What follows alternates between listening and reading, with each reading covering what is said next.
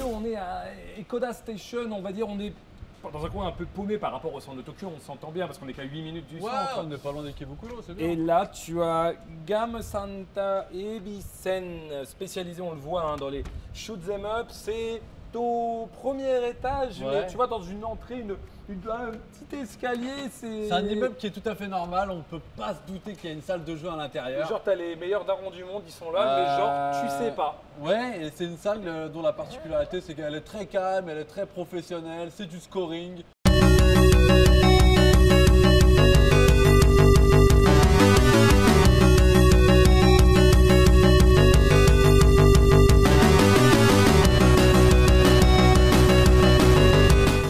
La salle du scoring, vraiment basée beaucoup sur les shoots, notamment les shoots, Les shoot 'em up, les jeux à la R-Type, voilà.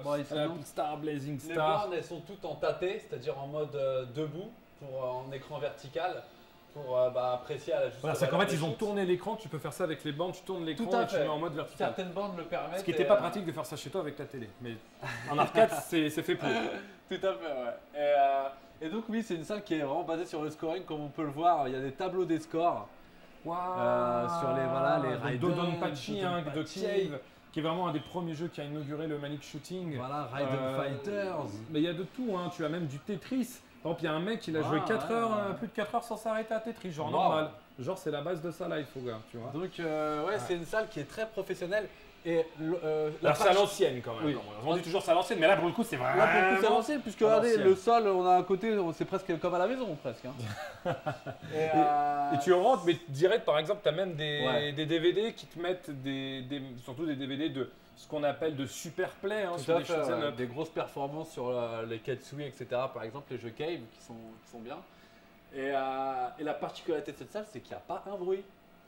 C'est très calme. C'est-à-dire que les bornes, en fait, il n'y a pas beaucoup de choses qui sortent des bornes. Est-ce que tu peux nous expliquer comment c'est possible? Alors les attract modes, déjà, ils les ont mis en sound off pour pas faire de bruit. C'est-à-dire que les bornes sont en sound off. Exactement. Et pour que les joueurs puissent faire leur performance dans les meilleures conditions, parce que le son aussi, ça a un rôle quand même dans les jeux pour être là, vraiment concentré, être en osmose avec le jeu.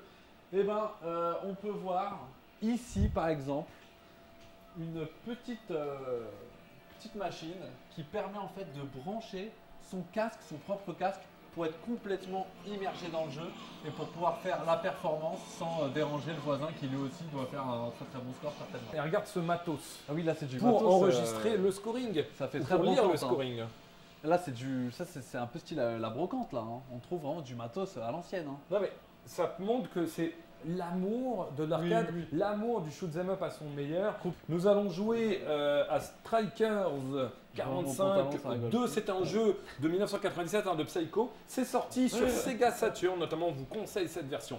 Et nous allons battre le scoring pour pouvoir inscrire notre nom là-bas, vous voyez, sur le tableau du scoring de Strikers 1945-2. On n'a jamais joué au jeu.